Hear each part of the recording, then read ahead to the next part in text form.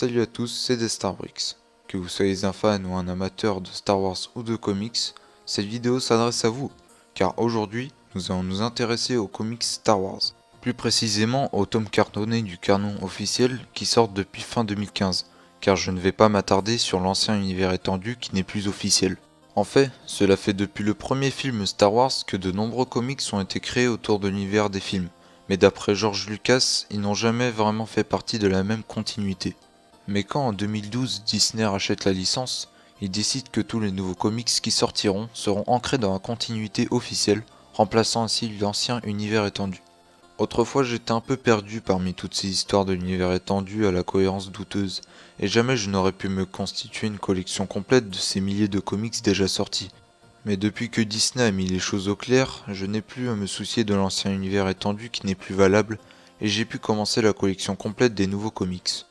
Car non seulement cette fois il s'agit de la véritable histoire, mais en plus je peux me permettre de les acheter au fur et à mesure qu'ils sortent sans en rater un seul. Mais tout le monde n'a pas la chance ou le budget de pouvoir tous les avoir pour les lire tranquillement, alors je me suis dit que ce serait sympa de vous faire une revue constructive de tous ces comics pour ceux qui ne les ont pas encore lus. Je compte donc faire une vidéo sur chaque tome cartonné des comics Star Wars officiels dans leur ordre de sortie. Et on commence avec Star Wars tome 1. Scénarisé par Jason Aaron et dessiné par John Cassaday, le premier tome de cette série simplement intitulé Star Wars se situe entre les épisodes 4 et 5 des films, soit peu de temps après la destruction de l'étoile de la mort.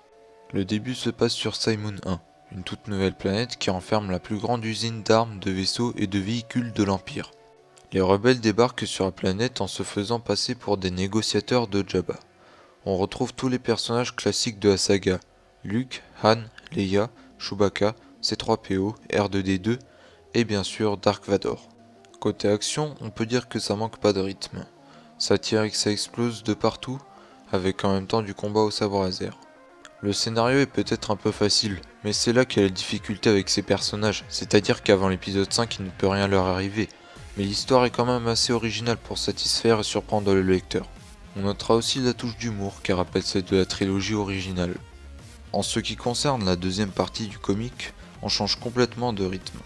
Des moments calmes où l'intrigue avance tranquillement et où rien n'explose. Bref, des moments intéressants qui remontent largement la qualité de l'arc. D'ailleurs, ça servira finalement à quelque chose tout ce bazar sur Cymoon 1, puisque Vador va rechercher le responsable de tout ce raffut afin de les capturer. C'est également assez agréable de suivre Han Solo et Leia d'un côté et Luke de l'autre, qui se séparent et prennent un chemin complètement différent durant cette deuxième partie. Voir qu'ils se séparent et ne sont pas sans arrêt ensemble, c'est bien, surtout pour le scénario.